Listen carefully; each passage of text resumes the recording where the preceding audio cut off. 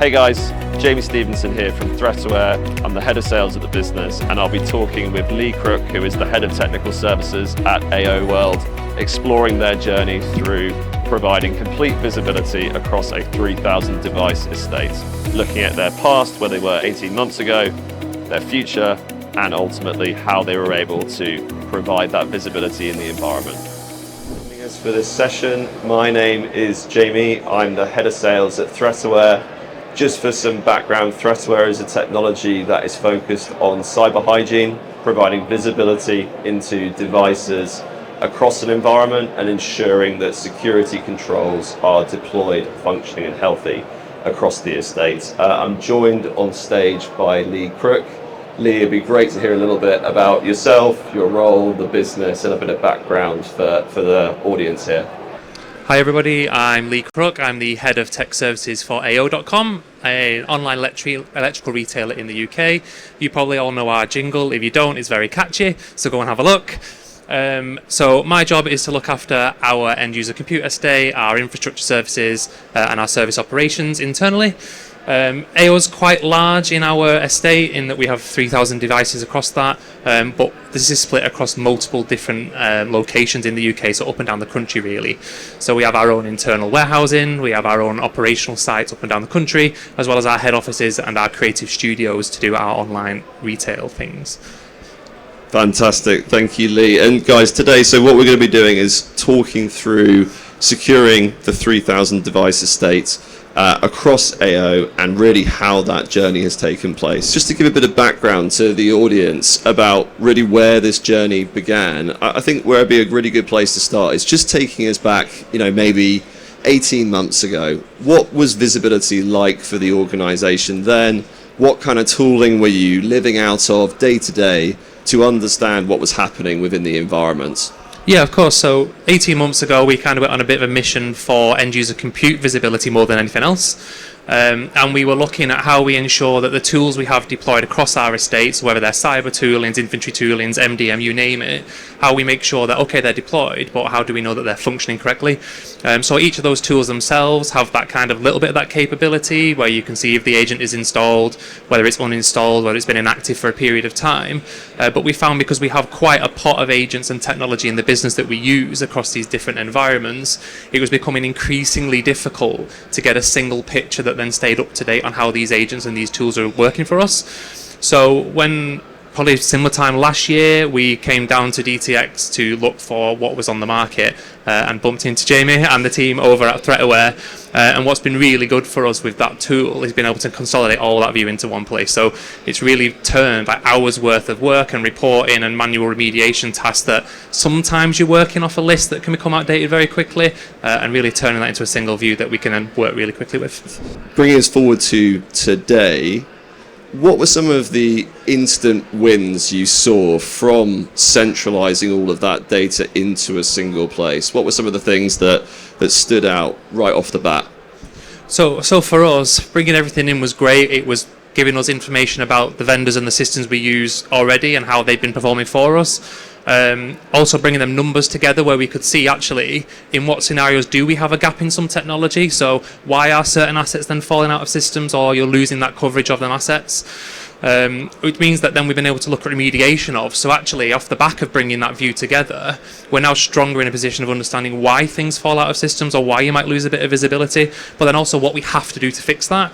And so we've been able to report and get some dashboards created within ThreatAware that then shows us that straight away, but also to help us plan through the work, so you can dashboard at a point in time and then use that as a reference to then work through, so that data's not constantly changing every single minute or every single day.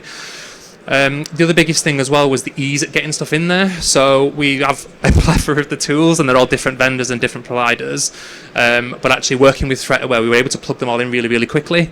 And we actually had a scenario with one of our partners where ThreatAware, you hadn't built the connector for that yet, and so we worked with ThreatAware to build it, but that whole process was a month, if that, to get that in and get it working. And since we've had that in, we've had no problems with data syncs and stuff coming through, so it's just worked really well. Yeah, 100%. I mean, look around the room, there are so many different solutions that we need to be able to integrate with, so we really try and make sure that those are delivered quickly, and it's great to hear that we were able to get that into your environment very fast. I suppose one thing that really strikes me is that we mentioned before, you guys had a really open culture in terms of the way when there wasn't agreement on the data previously, you would have an open conversation about it, try and iron it out. But moving forward to today, it sounds like for the audience that you've got a single place which has data that everyone can trust. How has that led to teams working differently to get to that end result that is ultimately the ambition? Yeah, so when we started, like I said before, we were very much looking at how we cover our end user technology space, so laptops, desktops and things around the business. But actually by ingesting the data into ThreatAware, we've pulled things like our server infrastructure in and other bits and pieces that we've got. So then it's instantly gone from just that end user compute technologies that we were looking at to pretty much everything across the board.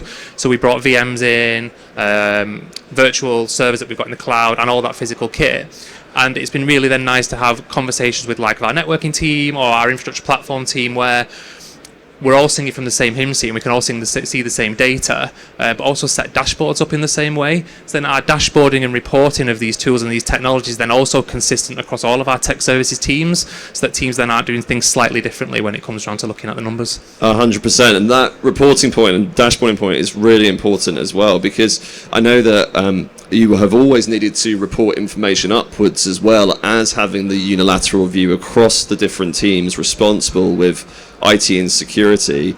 So in terms of reporting data upwards in the business, maybe board reports or hygiene overview to the organization, has that changed? Has that been something that's been easier to get? I suppose maybe talking us through that upward reporting would be great.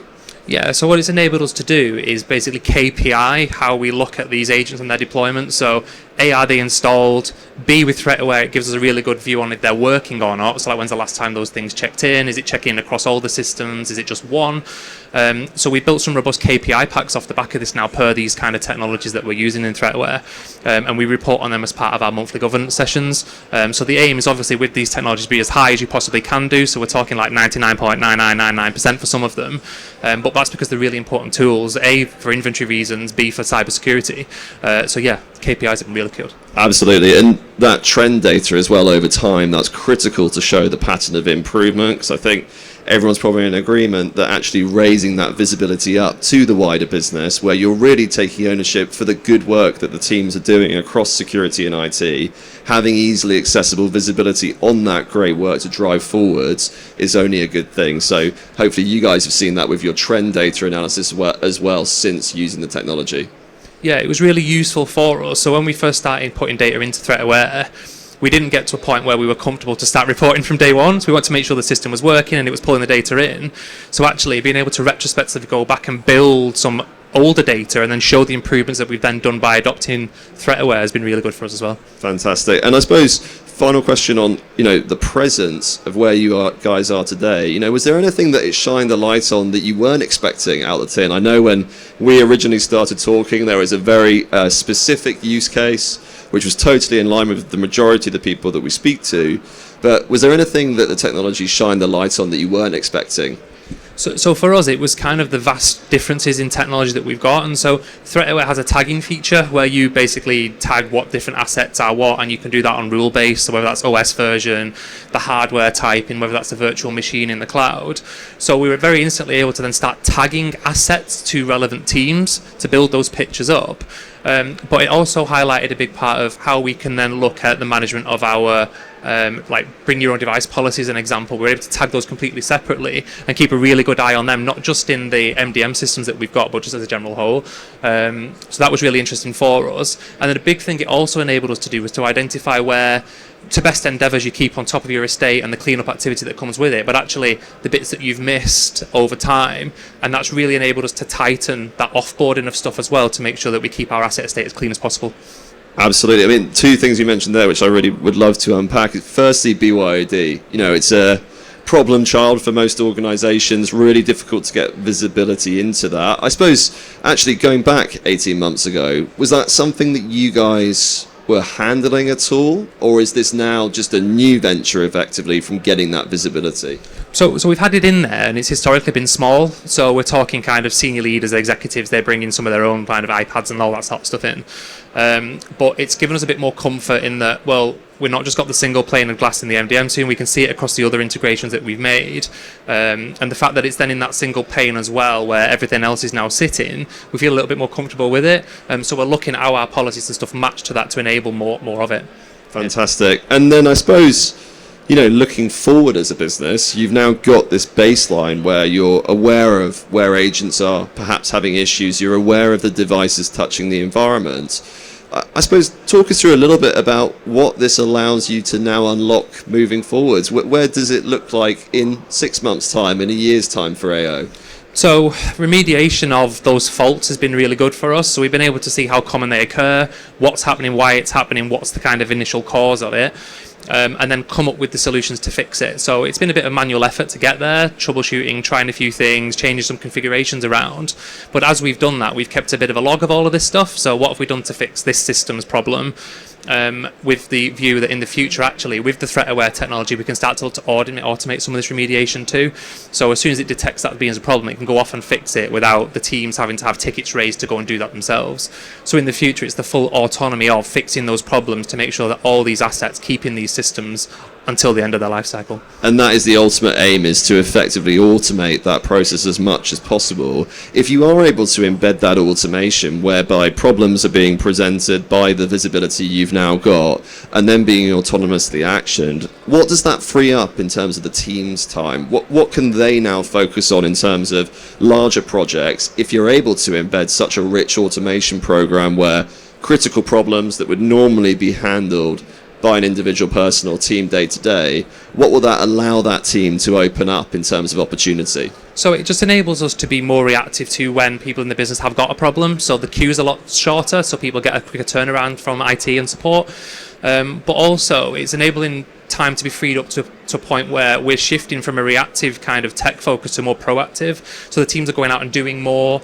We're nurturing our user population more. We're looking at statistics around, are they getting the right assets? Are they having the right experience when they're at AO? Because you spend a lot of time at work, right? And so we want people to be using tech that works. We want people to have a seamless experience with it. So that's enabled us to invest time into things like collaboration technologies and really look at how we make our meeting spaces more collaborative and make them better for hybrid working people, and how we make digital technology available in the business a lot more. So yeah, it's shifted into proactiveness. We're then starting to look at things like how we manage and track that employee experience over time, how we can do more to it, how we can see if devices are up to scratch or not, and then proactively swap that stuff if we are seeing a problem, which is that's brilliant. And actually it draws me back to another point that you mentioned earlier, which was ensuring that you have the correct devices for every user and the correct licenses across the estate as well. License cleanup and ensuring that licenses are being operationalized across active devices. That's a big problem for organizations where maybe you've got E5 down the back of a sofa, or you've got licenses going here or there. Talk to us a little bit about whether you've used this or another process to try and figure out the license optimization for the business. So on the licensing, so the data we get in is, historically we've never been fantastic at it. We're getting better. Asset manager's in the front row actually, so if you want to speak to him, he's there. No pressure. But yeah, we're on a bit of a journey for software asset management, and so it's just enabling us to look at the data a bit better. So we're still getting all them truth points from different parts, but actually getting the data from the physical assets themselves on usage and what people are and aren't using. Yeah, it's a big unlock. Fantastic. And I suppose just for the audience as well, if there are people here that are thinking, maybe I'm in that place or a little bit more advanced, or I'm up to date to where Lee is in terms of his journey and his process and the team's journey, if you had to give a single piece of advice to people that were in your shoes 18 months ago, having gone through that journey, what do you think you would pick? So for us, all these stuff we say around ensuring we've got the right assets in the business and the user experience is really, really important. But from a cyber point of view, the landscape's changing daily. And we see in the news now all these things around AI and how it's going to find these vulnerabilities a lot more quicker. So actually your security and your posture and your technology has got to be as good as it can be to keep up with that dramatic change. So for us now, the biggest thing we've now got is this unified visibility with KPIs to manage and track this stuff. So actually we're on the ball a lot quicker. So if we're more comfortable that our defences are there, everybody sleeps a bit better. Yeah, 100%. And I suppose another element of that as well is the fact that if you're all operating from the same place, actually making decisions when it comes to the strategy for the business is much easier as well. I mean, I'm sure everyone remembers a couple of years ago, you could put a cyber strategy in place that would last maybe 12 to 24 months, and you could be pretty dead set that that was going to be the case and that play over that time period. Today, that has shortened 6 months, maybe even shorter. How do you guys actually come together to strategize on a more high level perspective from department heads, C-suites, board level in terms of cyber strategy? So we have an internal leadership team just for tech. So we have a head of cyber, I'm head of tech services, some other people in the room, and we work very closely as a team, and we are a team. So when we're doing strategy, we work on stuff together, and that's really useful for us internally. But in terms of the cyber, what we've made to do is when we were looking at the market for vendors, we've gone with people who we think align to us and what we're trying to do. So we've got a really good solid set of providers on the books for cybersecurity, and so bringing ThreatAware in then to just check that stuff and make sure it's A, yes, it's on a device, B, it's working correctly, yes, we're seeing compliance from it. It just enables them to work closer with the partners on the important stuff and help them keep on top of the changes, so feeding back what we're seeing, them feeding to us what we're seeing, and building this culture of cyber. But that culture spreads down into our users as well, so we're really keen on phishing and phishing campaigns and keeping people as clued up on cyber and what's happening in the world, and keeping people clued up on AI and the dangers of it, to make sure that not only are we setting a strategy at the top for technology, but we're empowering our people to be part of it too. I mean, it's such a hot topic at the moment with Mythos, with all of these different elements coming into play. I suppose kind of doubling down on that point you just mentioned there then, if you were to pick the one thing to be conscious of in terms of threat out there in the landscape, what would you suggest is maybe the most important thing to be conscious of? So there's kind of two. I'm going to give you two. So phishing's a big one for us, and we drive it really hard in the business. We always frame it as that one wrong click and you putting your password in can take the business back to day zero. So we are very strong on that internally for our culture and our people. The other one for me is the AI technology of the world coming to the forefront, right? And how that's ahead of us, and everybody's having to deal with that technology at the same time. So us having the right technology in place with the right partners to be as reactive as we possibly can be to keep the business secure. So yeah, they're the two for me. Absolutely, and particularly on the AI point, there's a lot of fear, I guess, around that as a potential risk to organisations. From our perspective and what we see day to day, ensuring that key security controls are deployed everywhere, they are working properly, that is a fundamental requirement across the organisation. Whether that be going to accreditations, whether that be for the hygiene of the environment as well. These are all critical issues that through AO and through many other customers, we've really worked with organisations to try and improve. But Lee, thank you so much for walking us through that journey. We do have time for questions. Hi. My question would be, you rely on several different entities to give you the data to be able to visualize. One of our issues is that not always that data is very reliable. So how would you in the system be able to detect that something's wrong from SCCM or Snow, whatever it's coming from? Yeah, great question. I'll take that, and then Lee, maybe talk through your experience of that cross comparison. So you've absolutely nailed one of the critical issues, which is that all of those different individual security or discovery systems, the data does not correlate perfectly. And we see this all the time. We'll deploy our solution to an environment and we are completely agentless in the way that we deploy. So we're tapping into the actual management consoles themselves and putting that data in. Now, what that allows us to do is that, let's say you've got SCCM and you've got 1,000 devices in there, but then you've got CrowdStrike and you've got 1,200 devices in there. What we're doing is we're pulling each of those separate data points into our platform and then cross-correlating and checking that data autonomously against one another. That means that you'll be able to see devices that are present in one, but not present in another.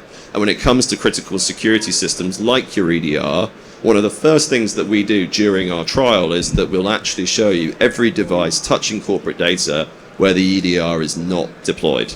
And that's ultimately what we look to do, is by blending those data points together to bring that into a single place. Lee, is there anything you'd add to that? So within the ThreatAware console as well, so when you look at tagging and like trying to identify your assets, there's a big bit in there that they call X-ray, and that is basically the raw data that you can see that is pulling from these consoles. So when we were setting this up, we were verifying that and making sure we were comfortable and we were working through it. But it's enabled us to do that tagging in really cool ways and pulling data to match it. And if you've seen the ThreatAware dashboards and the systems they've got, from a user, from a technician point of view, it's so simple. It gets to the point where it's a green tick, it's a red cross, or it's an amber kind of spanner. So you instantly know if there's a problem or not, and you can see it per agent across that said individual device. So it's really useful. Yeah. Thanks for the question. Any other questions, guys, across the room? Yeah, we've got one. Is there a microphone? How do you manage those devices which are stolen or gone missing? Or what do you do about them? Stolen or missing devices. So what we will do is we will only provide you visibility on devices where we've seen activity from any of the integrations that we've deployed to. So a really interesting use case around stolen or missing devices is if, for example, M365 is still being accessed from that device, we would be able to pull that information into the platform. So we would only be able to give you visibility on devices where we do actually have an agent of the relevant tool in question, everything from a zero AD through to a scanning solution. We would then be able to pull that data into the estate. But we wouldn't be able to give you visibility on something that isn't touching the corporate environment, isn't touching your domain, isn't touching any element of your business effectively. Yeah, just a quick one. How did you get budget and what was the ROI? I'll leave that one to Lee. A challenge. No, it's one of those. There's never budget for this kind of technologies and these tools, right? So the way we painted it was, what is the benefit we're going to get at the end of it? So what is it going to enable our teams to do? It's going to make them react quicker because we've got the data in one place. We're not spending hours pulling reports together. And the roadmap is to get to remediation. So actually in the future, we're going to save hours worth of time going fixing this stuff. So we did a lot of forward thinking with it. So yes, we're going to bring it in today, but what's our journey with ThreatAware going to be and where do we want to get to? So I did the end goal and worked backwards, and that's how we got the funding for it. Yeah, and just from a broader perspective on the ROI point, so during our trial, what we do is we typically focus on 4 key areas of ROI, which is risk reduction, time saving, license optimization, and tool consolidation. So when businesses assess our solution, they'll be able to look at those 4 key pillars, and then we'll work with that business to provide a business case around those specific metrics that can then be presented for budget. But Lee's totally right. You know, to be honest, the majority of time what we are doing is we are replacing a manual task or a complete lack of investment within this area. So from our perspective, we very rarely have budget ever assigned to this technology. It's our job to show you how it can improve day-to-day operations. Yeah, and for us, the journey wasn't quick to get that sorted. We were speaking for months, weren't we? We did the POC and we were still speaking months afterwards. But the data that we got out and the value that we saw, it sold itself essentially towards the end, especially with the strategy and the vision in for the future. Brilliant. I think we're out of time, guys, but thank you so much for joining us for this session. If you are interested in talking about ThreatAware, we're on stand D120 just across the way. Thanks so much.